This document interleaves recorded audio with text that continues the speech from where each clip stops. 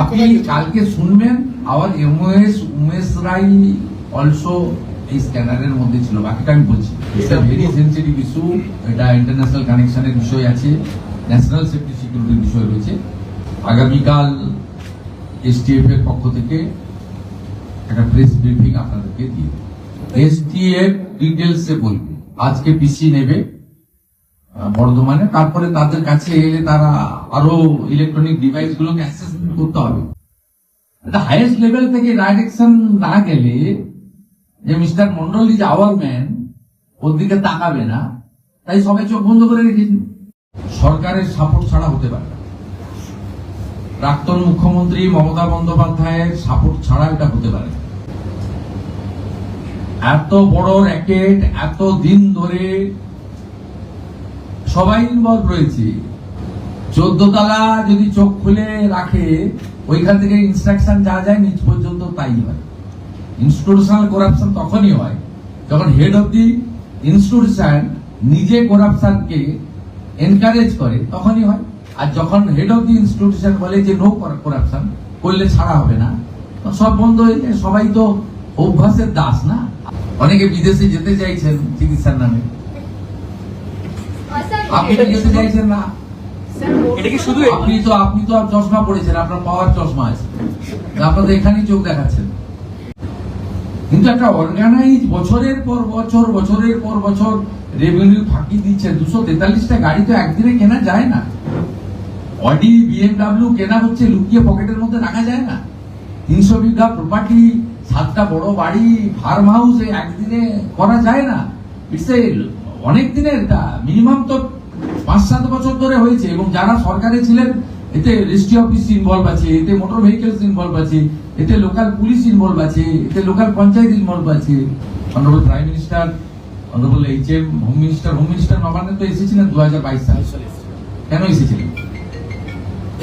এখানে পূর্বাঞ্চলে 4টে সিএম কে নিয়ে মিটিং হয়েছিল, রিজিওনাল মিটিং। কিন্তু আমরা যখন উনি লেফট করছিলেন, সিঅফ করতে গেছিলাম, আমি এবং ডক্টর সুকান্ত মজুমদার, আমরা জিজ্ঞেস করেছিলাম যে আপনি ওখানে চলে গেলেন, ওনার সচিবালয় ওনার সঙ্গে মিটিং করলেন। আমাদের একটু অভিমান ছিল। উনি আমাকে বলেছিলেন দেশের ইন্টারেস্ট আগে, রাজনীতির উপরে। আমি গেছিলাম মাননীয় মুখ্যমন্ত্রীর কাছে জমি চাই, সীমান্ত সুরক্ষা প্রয়োজন। আমরা ওনার যুক্তির কাছে মাথা নিচু করেছিলাম। হ্যাঁ, নেশন ফার্স্ট, দেশ সুরক্ষিত থাকলে সবাই থাকবে, রাজনীতি থাকবে, দেশ থাকবে। আপনি আপনার প্রফেশনে থাকবেন, ইনি ওনার প্রফেশনে থাকবেন, আমরাও পাবলিক ফিল্ডে থাকবো। দেশ তো আগে, ন্যাচারালি এটা তো প্রমাণিত। অর্থাৎ গত 15 বছর যারা সরকার চালিয়েছেন, শুধু একটা জেলা থেকে একটা আইটেমের উপরেই 15,000 কোটি টাকা পশ্চিমবঙ্গের জনগণের রেভিনিউর টাকা, যেটা দিয়ে সরকার অনেক উন্নয়ন করতে পারতেন, চাকরি দিতে পারতেন, সেটা লিকেজ হয়েছে। তাই মূল যে লাভার্থী, মেন যে বেনিফিশিয়ারি, তাকেও আমরা খুঁজে বের করার জন্য যা করার, যতদূর যাওয়ার আমরা যাব। আজকেও পশ্চিমবঙ্গ পুলিশ একটা সাফল্য পেয়েছে, এসটিএফ একজন জঙ্গিকে অ্যারেস্ট করেছে, তার কাশ্মীরের। It's a very sensitive issue, I am not passing any comment. আগামীকাল এসটিএফ এর পক্ষ থেকে একটা প্রেস ব্রিফিং আপনাদেরকে দিয়ে,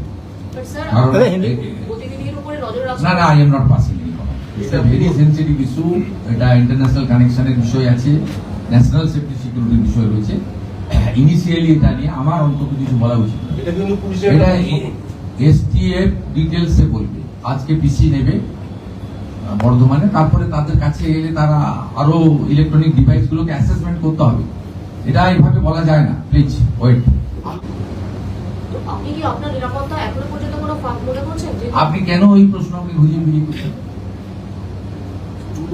শুধু আমি তো নয়, কালকে এসটিএফ বলবে। টাকাটা আপনি কালকে শুনবেন আবার এমওএস উমেশ রায় অলসো এই স্ক্যানারের মধ্যে ছিল, বাকিটা আমি বলছি। ভেরি সেনসিটিভ ইস্যু, প্লিজ এর থেকে বেশি আমাকে দিয়ে বলাবেন না। STF will organise a press conference tomorrow, they will speak. ওদের এখনো অনেক কিছু জানা বোঝা বাকি রয়েছে, ওটা ডিজিপি সাহেব বলবে। এর মধ্যে পলিটিক্যাল পার্সন, মুখ্যমন্ত্রী, মন্ত্রীদেরকে ইনভলভ করবেন। টুলু মন্ডলের পলিটিক্যাল ইনফ্লুয়েন্স পাওয়া যাচ্ছে, পলিটিক্যালি ওর মুভমেন্ট ছিল, তৃণমূলের বহু নেতার সাথে। আমি পলিটিক্যাল বক্তব্য রাখবো না, সরকারের সাপোর্ট ছাড়া হতে পারে না। প্রাক্তন মুখ্যমন্ত্রী মমতা বন্দ্যোপাধ্যায়ের সাপোর্ট ছাড়া এটা হতে পারে না। এত বড় র্যাকেট, এত দিন ধরে সবাই ইনভলভ রয়েছে। আপনি এটা তো পুরো এন্টায়ার স্টেট গভর্নমেন্ট, যিনি লিড করেছেন responsibility goes to her also. কিন্তু বাংলার মানুষের টাকা না না, ওনার রেসপন্সিবিলিটি গেছে, কারণ এটা তো একটা একদিনের একটা ইনসিডেন্ট নয়, আমার পিরিয়ডেও তো ইনসিডেন্ট ঘটছে, তার জন্য তো আমি রেসপন্সিবিলিটি নয়, কিন্তু ঘটনার পরে যে অ্যাকশন গুলো আমার নেওয়া উচিত as a head of the government, সেটা আমি পারফর্ম করছি কিনা দেখুন, তার মধ্যে ত্রুটি থাকলে সমালোচনা করতে পারেন। কিন্তু একটা অর্গানাইজ বছরের পর বছর রেভিনিউ ফাঁকি দিচ্ছে। 243টা গাড়ি তো একদিনে কেনা যায় না, অডি BMW কেনা হচ্ছে, লুকিয়ে পকেটের মধ্যে রাখা যায় না। 300 বিঘা প্রপার্টি, 7টা বড় বাড়ি, ফার্ম হাউস একদিনে করা যায় না। ইটস এ অনেক দিনের, এটা মিনিমাম তো 5-7 বছর ধরে হয়েছে। এবং যারা সরকারে ছিলেন, এতে রেজিস্ট্রি অফিস ইনভলভ আছে, এতে মোটর ভেহিকলস ইনভলভ আছে, এতে লোকাল পুলিশ ইনভলভ আছে, এতে লোকাল পঞ্চায়েত ইনভলভ আছে, এতে আপনার মিনারেল কর্পোরেশন ইনভলভ আছে, ল্যান্ড ডিপার্টমেন্ট ইনভলভ আছে। হাইয়েস্ট লেভেল থেকে ডাইরেকশন না গেলে যে mister Mondal is our man, ওর দিকে তাকাবে না, তাই সবাই চোখ বন্ধ করে রেখেছে। বেচারি পুলিশকে, বেচারি ডিএম কে, বেচারি ল্যান্ড অফিসারকে, বেচারি বলবো না, ওদের দোষ দিয়ে লাভ কি আছে? ওদেরও কারোর বিরুদ্ধে কিছু ভূমিকা থাকলে ল্যান্ড ডিপার্টমেন্ট, পুলিশ, তাদের বিরুদ্ধেও আমাদের যে অ্যাকশন নেওয়া হবে, আমরা তো ওদেরকেও তো ছাড় দিচ্ছি না।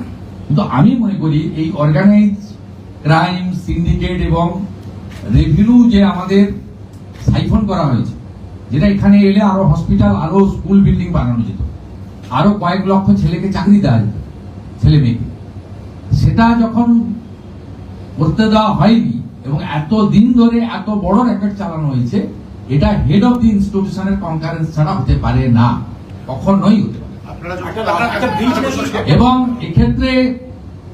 এক্ষেত্রে যারা ওয়াচডগের ভূমিকা ছিল অন্য যারা, তাদেরও সচেতনতার অভাব ছিল বা প্রতিবাদ করতে গিয়ে করতে পারেননি যে কোনো কারণে। হিউজ অ্যামাউন্ট আমাদের রাজ্যের রাজকোষে ঘাটতি ছিল, হিউজ ডেট ছিল, যেটা স্বাধীনতার পরে সম্ভবত এত বেশি খুব একটা কোনো দেখা যায়নি।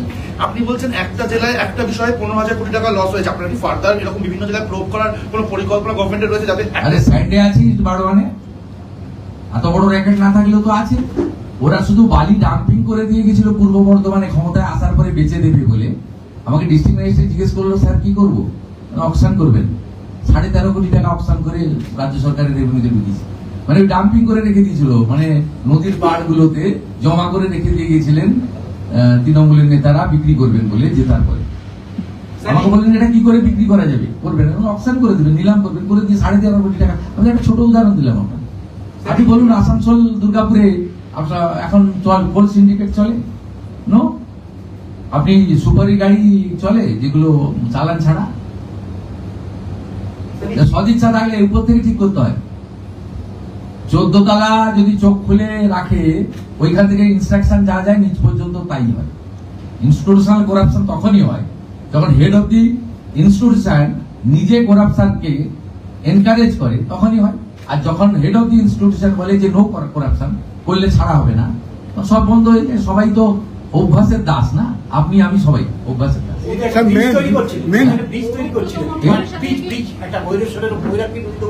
ওটা তো অন্য ইস্যু, ওটা নিয়ে আমি বলতে পারবো না, ইনভেস্টিগেটিং এজেন্সি বলতে। আপনাকে তো আমি বলছি, আপনি তো রেজাল্ট পেতে শুরু করেছেন।